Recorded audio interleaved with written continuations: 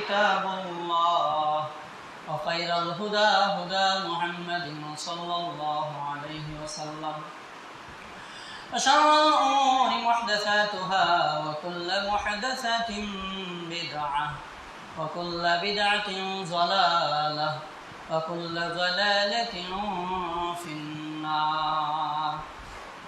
أعوذ بالله من الشيطان الرجيم. بسم الله الرحمن الرحيم. إن عدة الشهور عند الله 12 شهرا في كتاب الله يوم خلق السماوات والأرض منها 4 حرم ذلك الدين القيم فلا تظلموا فيهن أنفسكم. آخر الآية. وعن أبي هريرة رضي الله تعالى عنه قال قال رسول الله صلى الله عليه وسلم أفضل الصيام بعد رمضان شهر الله المحرم وأفضل الصلاة بعد الفريضة صلاة الليل. رواه مسلم. وعن عائشة رضي الله تعالى عنه قالت كان يوم عاشوراء قريشا في الجاهلية وكان رسول الله صلى الله عليه وسلم يصومه وأمر الناس بصيامه. رواه مسلم. যাবতীয় প্রশংসা, যাবতীয় গুণগান, যাবতীয় হামদ ও সানা সেই মহিয়ান গরিয়ান সর্বশক্তিমান আল্লাহ রব্বুল ইজ্জাতের শানে, যেই রব্বুল ইজ্জাত আমাদেরকে পবিত্র কোরআন এবং সহিহ সুন্নাহ অনুযায়ী চলার তৌফিক দান করেছেন, সেই আল্লাহর প্রতি সর্বোচ্চ শুকরিয়া জানাই। সকলে বলুন আলহামদুলিল্লাহ। অন্তরের অন্তরস্থল থেকে দুরূদ ও সালাম বর্ষিত হোক মানবতার মহান নেতা আহমদ মুস্তফা হুজুর আরবি রহমাতুল লিল আলামিন হযরত মুহাম্মদ সাল্লাল্লাহু আলাইহি ওয়াসাল্লামের প্রতি। আল্লাহুম্মা সাল্লি আলাইহি আল্লাহুম্মা বারিক আলাইহি। সম্মানিত মুসল্লিবৃন্দ, মুরব্বিয়ান ইকরাম, আলেমে ইজম, আপনারা জানেন আরবি মাস 12টি। এই 12টি মাস পৃথিবীর বুকে আগে আল্লাহ তাআলার আগে কেউ কোনোদিন কল্পনা করতে পারে নাই মাস কিভাবে হবে। তো কোরআনকে গবেষণা করে অন্যান্য ইংরেজি মাস, বাংলা মাস সব 12 মাস নির্ধারণ করা হয়েছে। আল্লাহ তাআলা পবিত্র কোরআন 9 নম্বর সূরার 36 নম্বর আয়াতে ঘোষণা করছেন আউযু বিল্লাহি মিনাশ শাইতানির রাজীম ইন্না ইদ্দাতাশ শুহুরি ইনদাল্লাহি 12 শাহরান ফি কিতাবিল্লাহ। আল্লাহ তাআলা বলেন ইন্না নিশ্চয় ইদ্দাতাশ শুহুরি ইনদাল্লাহি 12 শাহরান, আল্লাহর কিতাবে আল্লাহর গণনা অনুযায়ী মাস হচ্ছে 12টি। এই 12টি মাসের ভিতরে 4টি মাস হচ্ছে সম্মানিত মাস, এটাকে বলা হয় হারাম মাস, সম্মানিত মাস। রজব, যুলকাদা, যুলহিজ্জা, মুহররম। অন্যভাবে বললে বলা যায় যুলকাদা, যুলহিজ্জা, মুহররম, পরপর 3 মাস সম্মানিত মাস। 5 মাস বিরতি দিয়ে তারপরে রজব মাস। এই 4টা মাস সম্মানিত মাস, এটাকে আরবিতে বলা হয় হারাম মাস অর্থাৎ সম্মানিত মাস। এই মাসে মানুষ ঝগড়া, খুন খারাপি, যাবতীয় অন্যায়, অশ্লীল অপকর্ম থেকে এই মাসের সম্মানের প্রতি খেয়াল রেখে বিভিন্ন খারাপ কাজ থেকে বিরত থাকা, এটা প্রত্যেকটা মুসলিমের উপরে নৈতিক দায়িত্ব। এজন্য আল্লাহ তাআলা তার পরের অংশে বলছেন ফালা তাজলিমু ফিহিন্না আনফুসাকুম, তোমরা এই মাস সমূহেতে তোমরা একে অপরের প্রতি অত্যাচার করো না, জুলুম করো না। অত্যাচার জুলুম বিভিন্নভাবে হয়ে থাকে। তো এই মাসগুলোর সম্মান সাপেক্ষে আমরা ঝগড়া, খুন খারাপি সহ যাবতীয় অন্যায় কর্ম থেকে বেঁচে থাকবো, এটাই আল্লাহ তাআলার অর্ডার এবং নির্দেশ। এই যে 12 মাস আল্লাহ তাআলা বললেন, তার ভিতরে 4টা মাস সম্মানিত মাস। তো এরকম ভাবে ইংলিশটাও তারা জানুয়ারি ফেব্রুয়ারি এটা উল্লেখ করেছেন এই কোরআনের মাধ্যমে যে 12 মাস হতে হবে, না হলে মিলবে না। তো এই জন্য তারাও 12টা মাস নিয়ে এসেছেন বছরে। এভাবে বাংলা সন হিসাবে 12টা মাস নিয়ে আসা হয়েছে। তো এই মাসের সম্মান করতে হবে। বিশেষ করে মুহররমের ফজিলত রয়েছে, সেই ফজিলতকে কেন্দ্র করে এক শ্রেণীর মানুষ অতিরঞ্জিত বাড়াবাড়ি করে এবং তাদের আকীদা এবং তাদের বিশ্বাস অন্য জায়গায় প্রতিস্থাপন করেছেন। আমরা এখন জানব যে এই মুহররমের সিয়ামের কি ফজিলত রয়েছে। আল্লাহ রাসূল সাল্লাল্লাহু আলাইহি ওয়াসাল্লাম মুসলিম 1162 নম্বর হাদিস এবং মুসলিম 1163 নম্বর হাদিস, মিশকাত 2039 নম্বর হাদিস এবং মিশকাত 2044 নম্বর হাদিসের ভিতরে আল্লাহ রাসূল সাল্লাল্লাহু আলাইহি ওয়াসাল্লাম উল্লেখ করেছেন, আন আবি হুরায়রা রাদিয়াল্লাহু তাআলা আনহু قال قال رسول الله صلى الله عليه وسلم أفضل الصيام بعد رمضان। রমজানের পরে সর্বোত্তম সিয়াম হচ্ছে সিয়ামুল মুহররম, মুহররমের সিয়াম। বলুন সুবহানাল্লাহ আলহামদুলিল্লাহ। ওয়া আফজালুস সালাতি বাদাল ফারিজাতি, আর ফরজ সালাতের পরে সর্বোত্তম সালাত হচ্ছে সালাতুল লাইল, রাতের সালাত, অর্থাৎ তাহাজ্জুদের সালাত, যেটা নিভৃতে একাকিত্ব চিত্তে আল্লাহর ভয়ের জন্য আপনি লৌকিকতা মুক্তভাবে একভাবে আল্লাহকে রাজি এবং খুশি করবার জন্য পড়ে থাকেন। এই সালাত হচ্ছে নফল সালাত বা তাহাজ্জুদের সালাত। অন্য হাদিসে আল্লাহ রাসূল সাল্লাল্লাহু আলাইহি ওয়াসাল্লাম বলেন, আন ইবনে আব্বাস রাদিয়াল্লাহু তাআলা আনহু قال قال رسول الله صلى الله عليه وسلم وصيام يوم عاشوراء। আশুরা সিয়ামের ফজিলত হচ্ছে, আশুরা বলা হয় 10ই মুহররমকে, আজকে 9ই মুহররম, 10ই মুহররমকে আশুরা সিয়াম বলা হয়। ওয়াসিয়াম ইয়াউমি আশুরা, আশুরা সিয়ামের ফজিলত হচ্ছে আহতাসিবু আলাল্লাহি আই ইয়াকাফিরাস সানাতাল্লাতী ক্বাবলাহু, আমি আশা করি যে এটা পূর্বেকার যত সগীরা গুনাহ রয়েছে 1 বছরের সগীরা গুনাহকে আল্লাহ তাআলা মিটিয়ে দিবেন। সুবহানাল্লাহ আলহামদুলিল্লাহ। তাহলে 10ই মুহররম যে ব্যক্তি সিয়াম ব্রত পালন করবে তার বিনিময়ে পূর্বের যে 1 বছরের গুনাহ রয়েছে অর্থাৎ সগীরা গুনাহ, এই গুনাহ আল্লাহ তাআলা মিটিয়ে দিবেন। সুবহানাল্লাহ আলহামদুলিল্লাহ। তবে কাবিরা গুনার জন্য আল্লাহর কাছে ক্ষমা চাইতে হবে। কাবিরা গুনাহ হচ্ছে কি? আশিরকু বিল্লাহ, আল্লাহর সঙ্গে শিরিক করা, ওয়া কাতলুন নাফস, মানুষকে হত্যা করা, আল্লাতী হারামাল্লাহু বিল হক, আল্লাহ যেটা হারাম করেছেন এমন ভাবে অন্যায়ভাবে মানুষকে হত্যা করা কাবিরা গুনাহ। ওয়া সিহরু, জাদু করা, ওয়া তুহমাতু, তুহমাত দেওয়া, অপবাদ দেওয়া, এইরকম ভাবে পিতামাতার অবাধ্য হওয়া, যেগুলো কবিরা গুনাহ রয়েছে, এই কবিরা গুনার জন্য আল্লাহর কাছে ক্ষমা চাইতে হবে। আর সগীরা গুনার জন্য আল্লাহর কাছে ক্ষমা চাওয়া লাগে না। আল্লাহ বিনা দরখাস্তে, বিনা অ্যাপ্লিকেশনে ভালো কাজের বিনিময়ে আল্লাহ তাআলা এই সগীরা বা ছোট গুনাহকে মাফ করে দেন। সুবহানাল্লাহ আলহামদুলিল্লাহ। এর জন্য আল্লাহর কাছে কোনো চাওয়া লাগে না, অ্যাপ্লাই করা লাগে না যে আল্লাহ ছোট গুনাহ করেছে। তো এই জন্য এই ছোট গুনাহ পূর্বেকার 1 বছরে কি কি গুনাহ আমরা স্মরণ করলেও বলতে পারবো না, কম্পিউটারে লিখে রাখলেও আমাদের ভুল ত্রুটি হয়ে যাবে। তো এই জন্য আমরা এই 10ই মুহররম অর্থাৎ আগামীকাল সবাই আমরা সিয়াম ব্রত পালন করব, তাহলে পূর্বেকার 1 বছরের গুনাহ আল্লাহ তাআলা আমাদের মিটিয়ে দিবেন।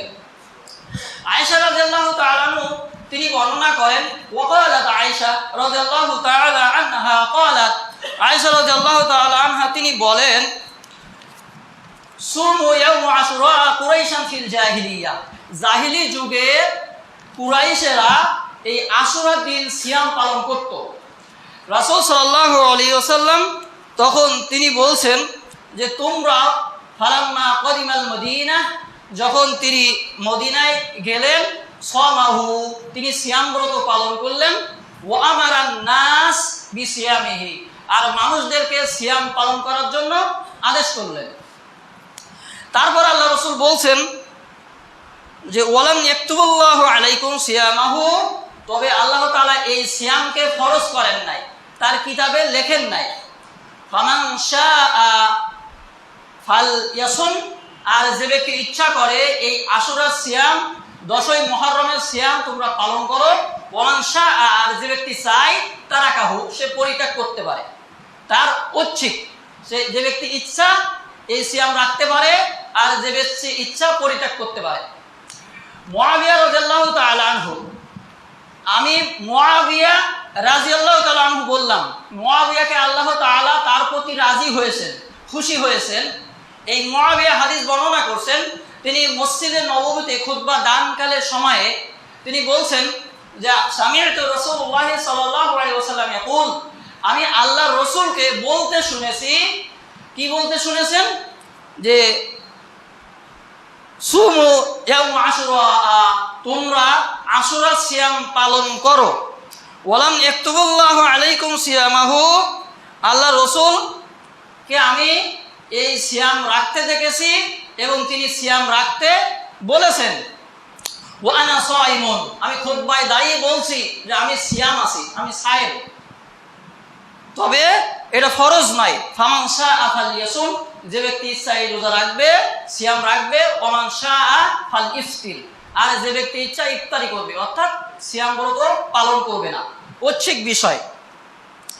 তো এখানে মুআবিয়াকে রাদিয়াল্লাহু তাআলা আনহু বললাম, আলী এবং মুআবিয়াকে কেন্দ্র করে যে আপনারা ইতিহাস পড়ে থাকেন, যে আলিয়ার সিলেবাসগুলোতে ইতিহাস পড়ানো হয়, বা বিশ্বাস সুন্দর যে সমস্ত ইতিহাস লেখা আছে মীর মুশাররফ কর্তৃক, তো এইসব ইতিহাস সব বিকৃত ইতিহাস।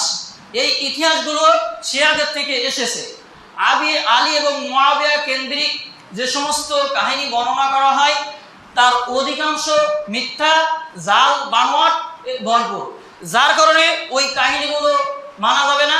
মুআবিয়াকে দোষারোপ করা হয় আর আলীকে নির্দোষ প্রমাণিত করা হয়। তো এই জন্য মুআবিয়া সাহাবী ছিলেন এবং তারপরে রাদিয়াল্লাহু আনহু, অর্থাৎ আল্লাহ তার প্রতি সন্তুষ্ট হন, এটা বর্ণনা করা হয়। তিনি হাদিস বর্ণনা করেছেন এবং তিনি সাহাবী ছিলেন। তার সম্পর্কে আল্লাহ রাসূলের ভবিষ্যৎ বাণী রয়েছে এবং তার ছেলে ইয়াজিদ বিন মুআবিয়া সম্পর্কেও আল্লাহ রাসূলের ভবিষ্যৎ বাণী আছে। বর্তমান বক্তব্যে আজকের আমরা এই বিষয়টা পরিষ্কার করব ইনশাআল্লাহ। আল্লাহ রাসূল সাল্লাল্লাহু আলাইহি ওয়াসাল্লাম এই আশুরা সিয়াম পালন করেছেন এবং আমাদেরকে সিয়াম রাখতে বলেছেন, তবে এটা ঐচ্ছিক বিষয়।